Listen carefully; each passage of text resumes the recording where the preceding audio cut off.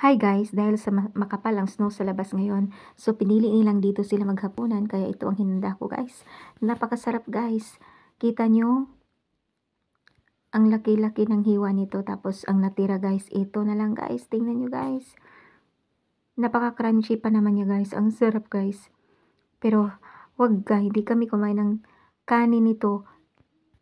Ginawa namin siyang ano guys, parang filling sa wrap, homemade wrap. Kaya ito yung resulta guys. Tingnan nyo. It's so crunchy guys and yummy. You should try this.